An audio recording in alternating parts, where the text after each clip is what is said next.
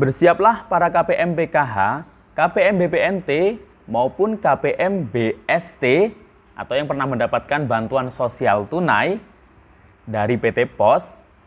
Nah, yang masuk dalam 14 kondisi berikut ini, Anda akan didatangi atau dikunjungi oleh petugas yang akan memverifikasi dan memvalidasi.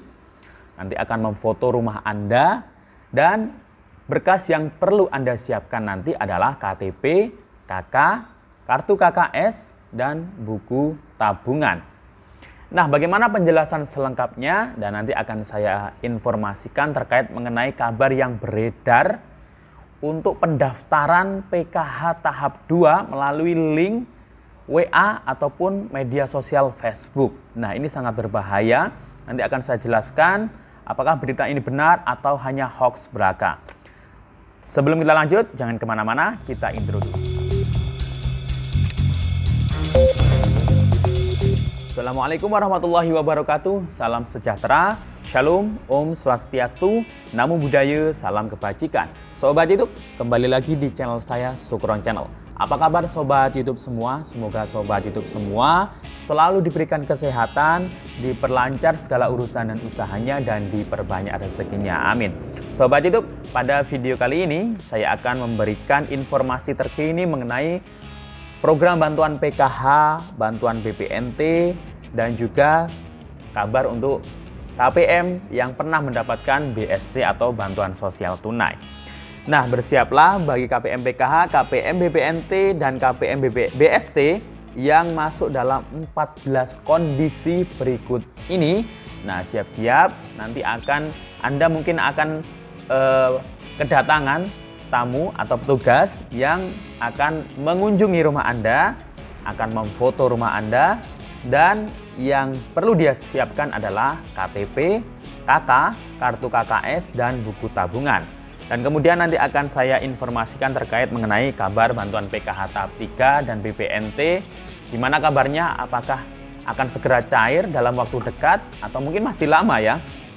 Dan kemudian nanti juga akan saya jelaskan terkait mengenai kabar berita pesan melalui WhatsApp atau mungkin media sosial Facebook terkait mengenai link pendaftaran PKH tahap 2 yang suruh memasukkan NIK KTP. Apakah ini benar atau mungkin penipuan? Nah, simak video ini sampai akhir, dan sebelum kita lanjut, silakan yang baru bergabung di subscribe dulu channel ini dan ditekan tombol loncengnya agar Sobat YouTube semua mendapatkan pemberitahuan video terbaru dari Sukron Channel. Dan jangan lupa di-share di berbagai media sosial dan di-like apabila Sobat YouTube suka dengan video ini. Oke Sobat YouTube, kita lanjutkan pembahasannya. Nah, sebelumnya Sobat YouTube, saya akan menginformasikan terkait mengenai kabar berita yang mengabarkan katanya ada pendaftaran PKH tahap 2 melalui link yang harus diklik oleh si penerima pesan. Baik pesannya itu melalui WhatsApp ataupun melalui Facebook. Nah, link ini mengatasnamakan Kementerian Sosial, dan bagi yang menerima pesan itu disuruh untuk mengklik link tersebut, website ya, sejenis website. Jadi disuruh untuk mengklik link tersebut untuk pendaftaran PKH tahap 2. Dan di dalam perintahnya itu nanti biasanya harus memasukkan NIK KTP. Nah, hati-hati ya, karena berita tersebut atau pesan tersebut itu adalah hoax atau penipuan. Nah, jadi saya tekankan di sini, Kementerian Sosial tidak pernah membuka pendaftaran PKH, BPNT, atau bantuan sosial yang lainnya melalui link-link website. Nah, jadi itu merupakan penipuan, modus, atau berita hoax. Nah, hati-hati ya, jangan pernah mengklik link apapun dan memasukkan NIK KTP Anda. Karena data Anda nanti bisa diretas, bisa disalahgunakan, yang pastinya akan merugikan Anda sendiri. Nah, untuk situs resmi Kementerian Sosial itu untuk berita-berita atau informasinya itu bisa dicari atau bisa dikunjungi melalui link kemensos.go.id. Nah, itu ya link resminya, itu untuk informasi terkait mengenai Kementerian Info Bansos juga biasanya ada di situ. Dan untuk pendaftaran PKH atau bansos BBNT atau mungkin bantuan PBI, nah itu tidak ada yang secara online secara serta-merta ya. Jadi untuk pendaftarannya itu harus melalui diusulkan dulu di DTKS melalui musyawarah desa atau musyawarah kelurahan. Jadi lewat desa, lewat kelurahan harus dimusyawarahkan, dan itu hanya merupakan usulan untuk masuk DTKS. Nah, karena setelah masuk DTKS, jika sudah masuk data Pusdatin, itu nanti oleh pemerintah pusat akan dikelola dan dibagi-bagi siapa saja yang nanti berhak mendapatkan PKH, BPNT, PBI, PIP. Nah, seperti itu ya. Untuk proses alur jika masyarakat ingin mendapatkan bantuan sosial. Nah, jadi tidak ada langsung online, langsung daftar. Kalau untuk aplikasi usul bansos gimana? Nah, kalau untuk usul bansos itu beda ya. Itu memang dari Kementerian Sosial, bisa di-download melalui aplikasi Play Store. Namun di situ adalah cek bansos. Jadi di situ ada menu usul bansos. Nah, di situ masyarakat bisa mengusulkan sendiri, mungkin dirinya sendiri atau tetangganya. Tapi nanti ada verifikasi. Jadi usulnya di situ adalah usul agar masuk DTKS. Seperti itu ya. Hampir sama dengan yang lewat desa tadi. Cuma itu secara melalui aplikasi atau online. Nah, seperti itu ya Sobat YouTube.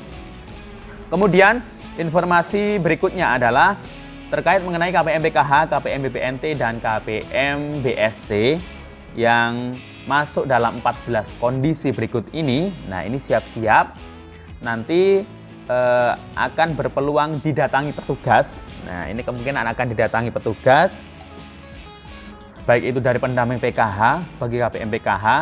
Nah, ini ada 14 kondisi KPM dan siapkan saja KTP, KK, kartu KKS, dan buku tabungan. Kalau KKS dan buku tabungan ini khusus untuk KPM PKH dan KPM BPNT. Kalau KPM BST ya cukup KTP dan KK. Dan nanti akan difoto rumah Anda. Yang pertama kondisinya adalah KPM yang tidak terdaftar di DTKS tahun 2020 dan usulan Pemda. Nah, ini biasanya KPM tersebut 2021 setelah saya cek KPM saya ternyata sudah terdaftar di DTKS. Tapi memang 2020 yang lalu itu belum masuk usulan DTKS, dan dulu sempat tidak cair, dan kemudian 2021 tahap 2-nya itu alhamdulillah sudah cair setelah diusulkan. Nah, namun di sini juga ada juga KPM yang mungkin nicknya itu ada yang ganda, ada yang tidak padan dengan Dukcapil seperti itu. Kemudian kondisi yang kedua adalah KPM bermasalah tahun 2020 yang ditetapkan sebagai penerima bansos. Nah, ini juga ya, KPM ini bermasalah mungkin dari nick-nya atau datanya tidak padan. Penerima bansos 2021. Kemudian yang ketiga adalah KPM dengan nick yang invalid. Nah, ini tadi ya sudah jelas. Keempat adalah KPM telah dinonaktifkan. Kelima, KPM meninggal. Nah, ini harus dilaporkan juga KPM meninggal. Jika ada ahli warisnya dalam 1 KK, bisa diproses untuk ganti pengurus. Kemudian keenam, KPM bansos ganda. Mungkin PKH dapat juga BST, atau KPM BPNT dapat BST juga. Nah, ini nggak boleh ya. Kemudian yang ketujuh, KPM PKH, KPM BPNT, KPM BST yang terindikasi ASN, PNS, atau mungkin TNI atau Polri, seperti itu, atau P3K. Nah, ini nggak boleh. Kemudian yang kedelapan, KPM PKH, KPM BPNT, BST yang memiliki usaha terdaftar di database administrasi hukum. Nah, ini. Kemudian yang kesembilan, KPM PKH merupakan pendamping PKH. Nah, ini nggak boleh ya, pendamping jadi KPM PKH. Kemudian yang ke-10, KPM BPNT terindikasi merupakan TKSK. Ini juga nggak boleh. Yang ke-11, KPM BPNT di bawah umur. Yang ke-12, KPM BPNT dengan BNBA tidak ditemukan pada database Dukcapil kabupaten atau kota. Mungkin ini belum terekam atau belum membuat EKTP. Kemudian yang ke-13, KPM BPNT dengan NIK atau KPM PKH dengan NIK tidak aktif sesuai database Dukcapil kabupaten kota. Tadi sudah ya. Ke-14, KPM yang sudah pindah baik PKH maupun BPNT. Nah, ini ya yang menjadi permasalahan atau kondisi KPM yang harus diverifikasi ulang oleh para petugas. Kalau pendamping PKH mungkin akan memverifikasi KPM PKH, PKSK mungkin akan memverifikasi BPNT, KPM BPNT. Mungkin dari BST siapa? Ya bisa saja petugas desa atau mungkin PSM, pekerja sosial masyarakat, atau mungkin petugas yang lainnya. Nah, jadi itu nanti akan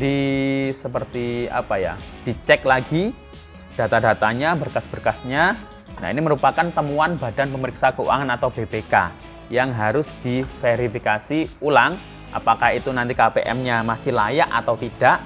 Jika layak dan belum masuk DTKS, nah ini nanti harus diusulkan masuk DTKS dengan melalui musyawarah desa atau musyawarah kelurahan agar nantinya KPM tersebut berkesempatan untuk mendapatkan bantuan sosial lagi atau kembali.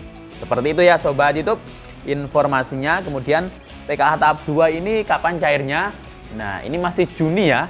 Nanti jadwalnya kan antara bulan Juli, Agustus, dan September. Kemudian BPNT kapan cairnya? Nah, ini karena kemarin sudah saya informasikan karena ada perubahan DIPA. Nah, ini kemungkinan akan mengalami keterlambatan dan kemungkinan akan disalurkan bulan Juli. Nah, bulan Juli nanti kemungkinan BPNT Juni baru akan dicairkan. Demikian info dari saya, sampai jumpa di video saya selanjutnya. Wassalamualaikum warahmatullahi wabarakatuh.